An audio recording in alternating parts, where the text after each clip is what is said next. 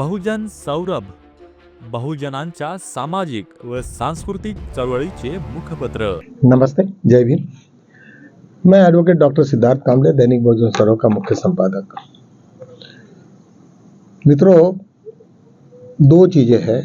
एक तो आदमी जब डर जाता है तब वो डर से भागने के लिए या फिर चोरी करके भागता है, वो फिर किसी की परवाह नहीं करता।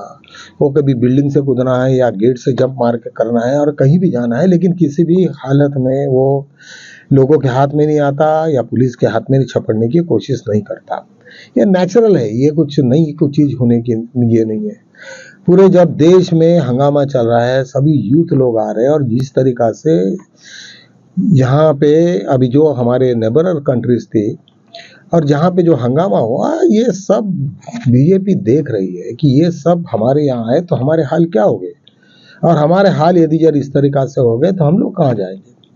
तो सभी को मालूम है, नंबर वन कि वो आदमी डर के मारे करता है। दूसरा, यहाँ पे न्यायपालिका संपूर्ण रूप से करप्ट हो गई या क्या, इस तरीका से संभव नहीं होता है।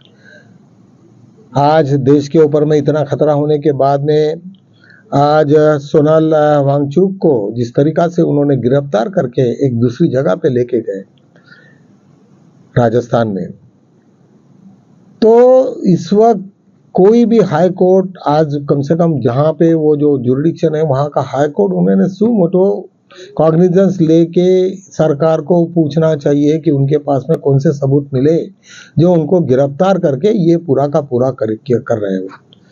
तो यहाँ जुडिशियरी पूर्ण रूप से कब्जे में आ गई है, आरएसएस के बीजेपी के कब्जे में है।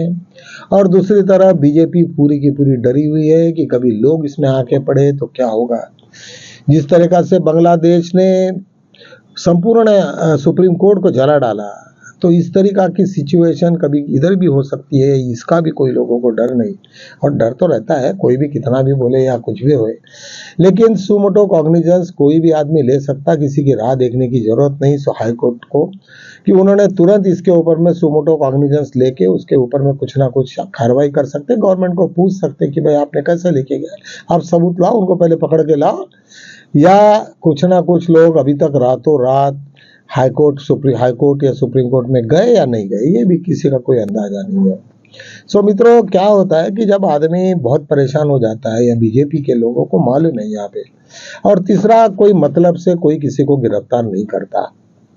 कुछ ऐसी भी बातें हैं कि वहां पे लेह लद्दाख में ऐसे कुछ खनिज है, ऐसा कुछ संपत्ति है, ऐसे कुछ मिनरल्स है, ऐसी कोई चीजें हैं कि जिसमें अडानी को सौंपना है। ये सबसे बड़ा एक महत्व का मुद्दा। कुछ यूट्यूबर्स ने यहाँ तक बोला है कि वो अडानी को ये पर्टिकुलर देने का है। यहाँ पे और एक चीज ऐसी है कि उनकी डिमांड क्या थी कि हमको शेड्यूल 6 में डालो, जिसके वजह से वहां की स्टेट को कुछ अधिकार मिलेंगे और बाहर के लोगों का अधिकार कम होगा। उनकी वो जेन्युइन डिमांड अभी तक हुआ नहीं। एम्प्लॉयमेंट का जो भी कायदा था, उनको लगता है कि हम लोग अपने लोगों को रिक्रूट करें, लेकिन दिल्ली के लोग बैठ से केंद्र शासित प्रदेश होने की वजह से वहां से हुकूमत करते, उनका कुछ हो नहीं रहा। पिछले 6 साल से उनके जो भी डिमांड्स थी उनको सब डस्टबिन में डाला गया। सेकेंडली, वहां पे बुद्धिस्ट कंट्री, एक छोटा स्टेट बुद्धिस्ट स्टेट है जहां पे 90% पॉपुलेशन केवल बुद्धिस्ट लोगों का है एंड माइनॉरिटीज का है। और वहां पे उन लोग की जो जिस तरीका से सोनल चांचुक की जो पॉपुलैरिटी है वो इतनी ज्यादा है कि वहां पे वो साइंटिस्ट है, और वो वहां पे जो वैज्ञानिक तरीके से लोगों को एजुकेट करने का जिन्होंने काम करते हैं और जिनकी प्रशंसा हजारों पूरे दुनिया में चलती है, ऐसे आदमी के ऊपर में देशद्रोह का मुकदमा करना और ऐसे दुनिया भर के सब ये लांछन लगाना, ये बहुत ही एक दर्दनाक सिचुएशन है। और निश्चित रूप से जो लोग इस तरीका से काम करते हैं उनको यहीं भुगतना पड़ता है, कहीं और जाने की जरूरत नहीं है। हर एक को मालूम है कि हर आदमी के वक्त सही वक्त रहता नहीं। बुद्ध कहते हैं हर पल पल में दुनिया बदलते रहती, हर क्षण में आदमी बदलते रहता, और कोई ये कहे कि मैं 50 साल यहीं रहूंगा, ये संभव नहीं है।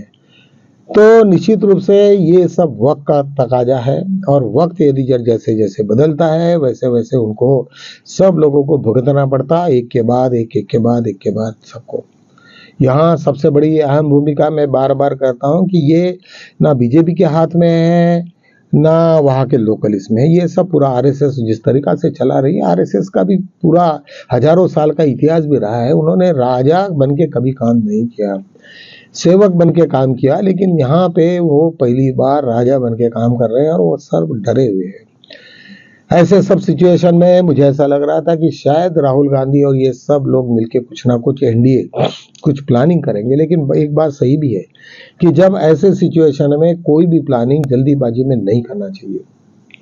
अभी पूरे एनडीए का मंथन चल रहा है कि इस तरीका से किस तरीका से करना चाहिए। अभी देखिए कि आप आने वाले दिनों में यदि कुछ हो भी जाता है, यदि यार सरकार भी बदल जाती है, तो पटना से लेके तो साउथ ईस्ट का पूरा पट्टा ये बीजेपी के हाथ से चला जाएगा। और नॉर्थ बेल्ट यदि यार पूरा का पूरा चले जाए अप टू कश्मीर तक, और साउथ तो पहले से गया हुआ है, तो उनको केवल बहुत ही कम स्टेट के ऊपर में उनके ऊपर में कंसंट्रेट करना पड़ेगा। इसका मतलब वो मुमकिन नहीं है। कभी खुदा न खास्ता ईवीएम पे बैन हो जाए, सब इलेक्शंस खत्म हो जाए, तो निश्चित रूप से सबका सब पूरा प्रोग्राम फ्लॉप हो जाएगा।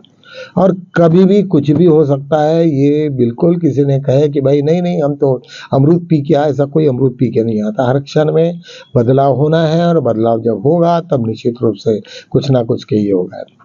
आज दूसरी एक ऐसी खबर है कि राहुल गांधी कुछ विदेश के दौरे में हैं। वो चाहते रहे कि साउथ ईस्ट अमेरिका के जो भी कुछ कंट्रीज है वहाँ पे उनके कुछ ये है, उनके दौरे हैं। अभी वो जो भी ये इस वक्त जाएंगे तो वहाँ के छात्रा से बात करेंगे, वहाँ से लोगों से बात करेंगे, पॉलिटिकली बात करेंगे। और उनको तो कोई सरकारी तो नियम होता ही नहीं कि जिसके वजह से वहाँ के कोई प्राइम मिनिस्टर ही आएंगे।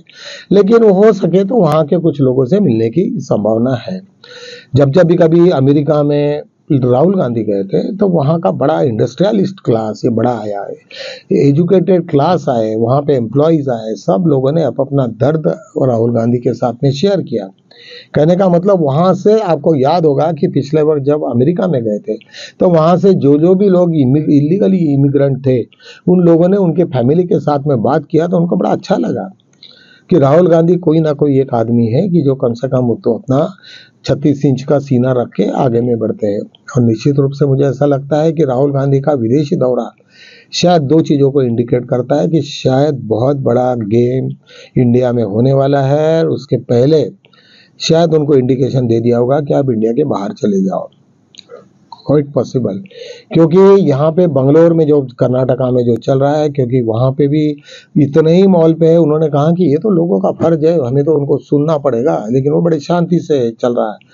और चारों तरफ में जब फैला हुआ है ये, तो निश्चित रूप से यहाँ पे कुछ लोगों का ये भी प्लान हो सकता है कि राहुल गांधी विदेश में चले गए तो कम से कम वो कहेंगे कि भाई मैं तो कुछ नहीं हूँ, और ऐसे सिचुएशन में वो लौटेंगे कि जहाँ सिचुएशन कुछ ना कुछ हद तक शांत में वो काबुल होगी या कुछ होगा। अभी देखिए जैसे बीजेपी के लोग भी जिस तरीका से अपने शतरंज की चालें बिछा के रखते हैं, तो कांग्रेस का भी एक आईटी सेल है, बड़ा पावरफुल है। और जब वो आईटी सेल है तो आईटी सेल में सब लोगों को हर चीज़ें मालूम है, सब लोग डरे रहते हैं। सभी को मालूम है कि यदि मुझे कांग्रेस में आना है तो बीजेपी के भी कुछ सीक्रेट्स है वो डायरेक्टली शेयर करते हैं, और हर जगह पे शेयरिंग होता है राहुल गांधी को। सो मित्रों, निश्चित भी बीजेपी के कुछ लोग तो वहाँ के सीक्रेट्स तो लोगों को बताते होंगे, क्योंकि यहाँ पे भी कुछ व्यापारी लोग बैठे हैं। वो लोग भी जो कांग्रेस से इधर गए, वो भी वहाँ से वापसी आना है या कुछ करना है, तो निश्चित रूप से एक दूसरे को वो शेयर करेंगे। तो मुझे ऐसा लगता है कि ये सब सिचुएशंस को देखते हुए राहुल गांधी को, कांग्रेस को भी बहुत सारे सीक्रेट्स इनके मालूम हो गए होंगे। अभी बिहार का जब जैसे जैसे इलेक्शंस आगे आ रहा है, वैसे वैसे सब लोग चीफ इलेक्शन कमीशन डरे हुए हैं।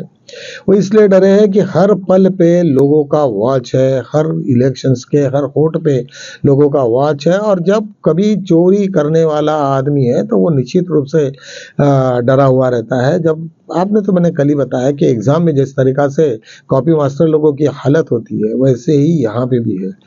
तो मुझे नहीं लगता है कि ये बहुत कुछ ये होगा। और इवन अभी चीफ इलेक्शन कमीशन भी हो तो वो यही कहेगा, ये वहाँ के लोग कहेंगे कि अरे झंझट से दूर जाओ यार, ये क्या साला रोज का लफड़ा है, रोज का पुलिस या सरकार बदल जाए या कुछ हो जाए तो हम तो साले जेल में जाना है। तो निश्चित रूप से हर आदमी डरा हुआ है, हर आदमी को लगता है कि मैं सिक्योर रहूँ, हर आदमी पॉलिटिकली इवन आईएएस कैडर के हो, आईपीएस कैडर के हो, सभी को लगता है कि अरे क्यों झंझट पाले यार, हम लोग तो अभी सर्विस करने के लिए आए कि यहाँ पे गेमबाजी करने के लिए आए, हम अपनी सिक्योरिटी खुद करेंगे, हम हमारा ये देखने का है। तुम्हें इलीगल काम करने के लिए जो पॉलिटिकली लोग बोलते हैं वो सब गलत है। तो निश्चित रूप से ये सब सिचुएशन है। और अभी जो बिहार की बातें आ रही है, वो बिहार में बीजेपी का कुछ भी नहीं है, जो भी कुछ है नीतीश कुमार का है। और मुझे ऐसा लगता है कि इस वक्त एनडीए का भी बहुत बड़ा इंडिया गठबंधन का बहुत बड़ा समर्थक बहुत बड़ा आगे में है। कांग्रेस के जब राहुल गांधी जब चले थे तब सब लोगों ने देखा कि यहाँ पे बहुत बड़ा एक ये है। और निश्चित रूप से राहुल गांधी इतने बेवकूफ़ नहीं है कि वो इस वक्त तेजस्वी यादव के साथ में गठबंधन से हटेंगे। वो तो निश्चित इन लोगों का टाइप है, बहुत पुराना है, और वो भी चाहेंगे कि आरजेडी को ही इस वक्त वहाँ पे चीफ मिनिस्टर दिया जाए। अब ये किस तरीका से करते, क्या करते, हर जगह पे जहाँ जहाँ पे भी इसके पहले बीजेपी चुन के आई, उन लोगों के बीजेपी के पूरे खेल मालूम हो गए, लोगों को धीरे धीरे मालूम हो गए। अभी हाइड्रोजन बम तो अभी तक बनने का है, अभी जब भी बनेगा शायद बन भी रहा होगा या हो भी गया होगा, लेकिन वो सही वक्त का इंतजार करेंगे। और निश्चित रूप से राहुल गांधी और कांग्रेस के लोग ये इसके ऊपर में पूरे मजबूती से देख रहे हैं। और उनके साथ में भी जितना एनडीए का अपना इंडिया गठबंधन का भी जो सपोर्ट है वो कायम है। वो चाहे वो इलेक्शन इसका जीत भी गए हो गए उन्हें वाइस प्रेसिडेंट का, उससे कोई फर्क पड़ता नहीं। वो कितना कैपेबल आदमी है, आरएसएस का आदमी है, लेकिन नॉलेजेबल है नहीं तो कुछ नहीं कर पाएगा, क्योंकि वहाँ पे भी दिग्गज लोग बैठे हैं, सब अच्छे से अच्छे लोगों को वहाँ पर हिलाने का काम करते हैं। ऐसा कुछ नहीं है, पार्लियामेंट में भी उनको मालूम होना चाहिए कि वो किस तरीका से होना चाहिए। वो आरएसएस के लोग होने से क्या फर्क पड़ेगा उसको, वो कुछ फर्क नहीं पड़ता। तो निश्चित रूप से मुझे ऐसा लगता है कि पहली बार इस वक्त बीजेपी आरएसएस घबराई हुई है 11 साल में। और यहाँ पे जो वोट चोरी का है और जो भी जितने भी जो मुद्दे लेके चल रहे हैं लोग, तो निश्चित रूप से उसको काफ़ी ये होगा। मुझे लगता है अडानी का भी मेजर इश्यूज लोगों ने बताया है, वो भी एकमात्र ये होगा, क्योंकि मोदी ने जो भी मोदी को चलाता है, जो बेड बोले या बैठ उठ, तो ये सब का सब अडानी करता है, अडानी मोदी। और इधर में आरएसएस दोनों को और सबको, आरएसएस पूरा होम मिनिस्ट्री को लेके उसके साथ में, अडानी को केवल मोदी के सिवाय दूसरा मुझे नहीं लगता कि कोई अमित शाह वगैरह से इतना ये होगा भी, मैं नहीं मालूम। लेकिन आरएसएस क्योंकि होम मिनिस्ट्री होने की वजह से पूरा आरएसएस उसके ऊपर में कब्जे में है और ये मोदी के कब्जे में। इस तरीका से दो लॉबिंग चल रही होगी, इसका अंदाजा ही लगा सकते हैं। सच्चाई क्या है ये तो वक्त ही बताएगा। तो चलो हम इन्हीं शब्दों के साथ में हम लोगों, हाँ स्पेशली अम्बेडकराइट लोगों ने या बुद्ध को मानने वाले लोगों ने, हमने एटलीस्ट प्रोटेस्ट करना चाहिए। जिस तरीका से वहाँ पे सोनम जी को जिस तरीका से जेल में डाला गया, बुद्धिस्ट आदमी है, कम से कम हम लोगों ने उसके ऊपर में बड़े से बड़े ये करना चाहिए। हम तो लिखे रहे, हमारा न्यूज़पेपर होने से हम लोगों को कम से कम जो भी कुछ कहना है वो हम लोग तो कहते ही है। लेकिन सभी लोगों ने अब अपने रास्ते में छोटे मोटे तो भी 10 लोग 50 हो जो भी हो, छोटे मोटे प्रोसेशन निकालने चाहिए। करते करते करते रूपांतरित हो जाएंगे और कुछ ना कुछ प्रोटेस्ट हो रहा, जिंदेपन का एहसास लोगों को होता और वो लोगों को एक बहुत बड़ी चेतना देता है। तो चलो हम इन्हीं शब्दों के साथ में हम यही विराम देते हैं, कल मिलेंगे, तब तक के लिए जय हिंद।